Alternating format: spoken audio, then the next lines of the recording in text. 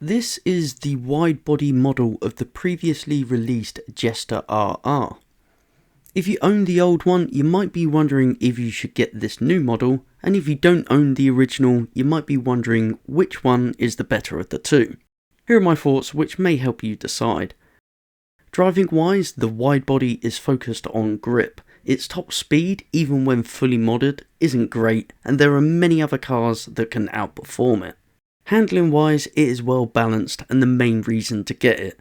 It's not the sort of car that you need to smash on the brakes and fight with to get around turns. Hard braking is not really something I came across often, as it is well designed for steady braking and smooth accelerating around corners. The acceleration rarely got to a point where the car couldn't handle it. What you get with this is a lot of control because the braking can easily reduce speed quickly. It's a nippy car short distance that's in its element for city driving, as the handling is well matched with the acceleration, enabling you to navigate through traffic and tight turns. In comparison to the older RR, this wide-body version is much tighter and civilised. The older RR is more wild and less forgiving around the corners. It's the kind of car you sometimes have to grab by the scruff of the neck at higher speeds because it can be a little bit skiddy. The wide-body is considerably more chill. Racing wise, I think it would do really well on tracks with lots of tight turns, but it will lose ground on straights against a lot of other cars. Now the biggest letdown for me was the lack of customization the wide-body has. There's little that can be done visually, and yes, the livery looks great, but everyone is locked with it. In comparison, the original RR leaves the wide-body in the dust. With a difference in price of 812 grand, I felt that I would have been happy not getting the wide-body. Let me explain why. I'm not going to use either of these cars for races or use them on a job. They're put around peacocking cars, the sort of thing I would take to meets to be judged by other people with way too much time. With these Sunday drive cars, I typically don't bother modding them at all. I just care about what they look like, so if you're the same, I'd suggest getting the original.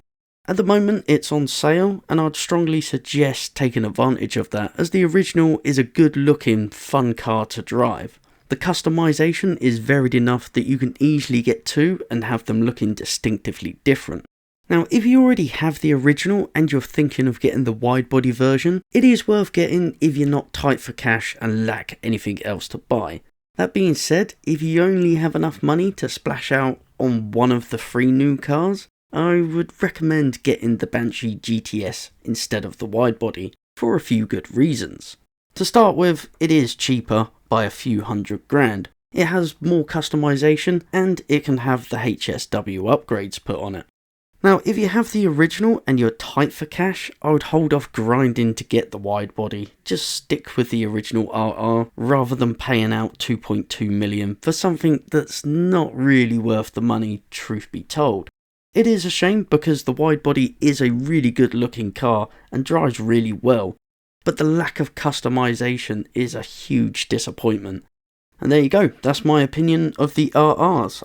In short, if you want something that you want to customize, I would go for the original RR. If you want something that drives better, I would go for the wide body. Anyway, I hope this video has given you a better idea of what these cars offer and helps you decide on which one you're going to get, if any.